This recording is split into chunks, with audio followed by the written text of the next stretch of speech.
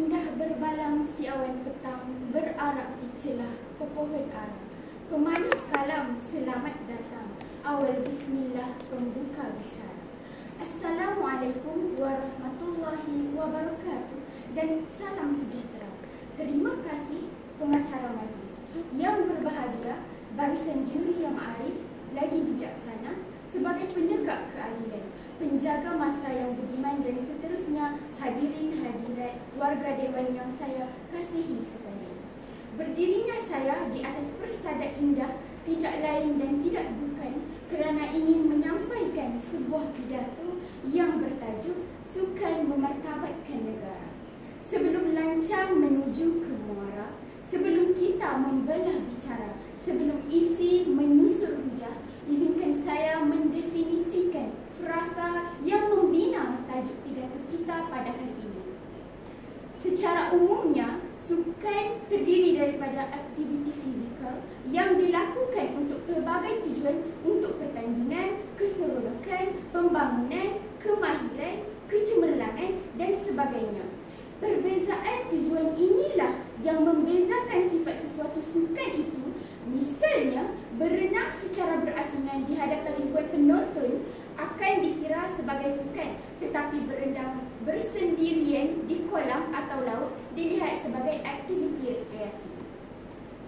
Para hakim yang arif lagi bijaksana, wacana saya yang pertama, sukan dapat melahirkan insan yang cergas dan cerdas.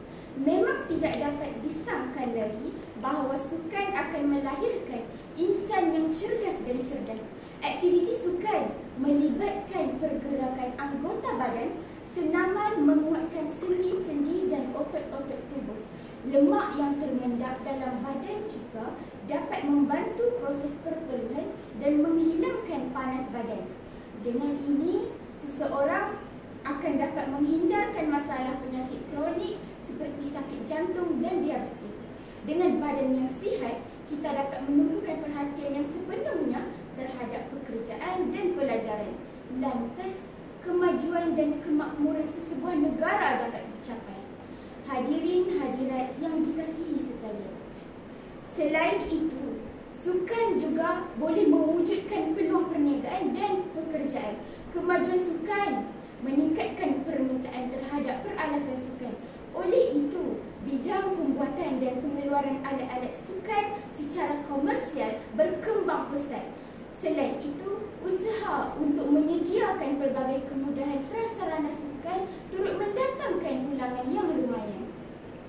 Misalnya, untuk membina stadium, kolam renang bertaraf antarabangsa dan sebagainya, peluang perniagaan terbuka luas kepada kontraktor dan pembekal bahan binaan.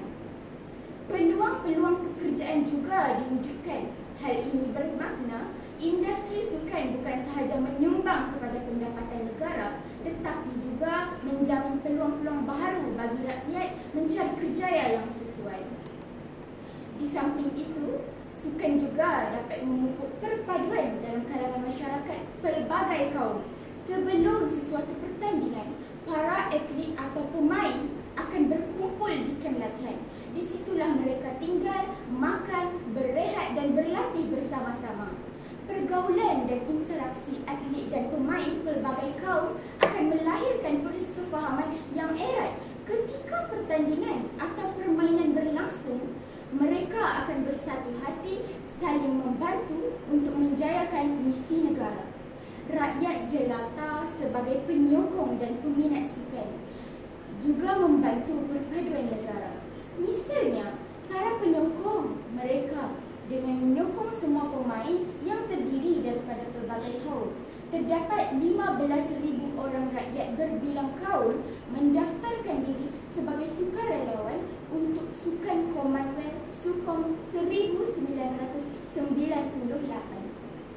Mereka berganding bahu membuktikan Malaysia boleh dan mampu menjayakan Sukom sepenuhnya.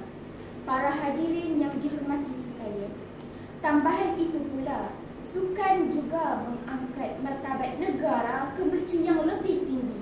Pencapaian cemerlang dalam tamasya sukan membolehkan nama Malaysia terukir dalam sukan antarabangsa. Contoh yang paling ketara adalah apabila Malaysia berjaya merampas Piala Thomas semula pada tahun 1992 setelah 25 tahun kehilangannya.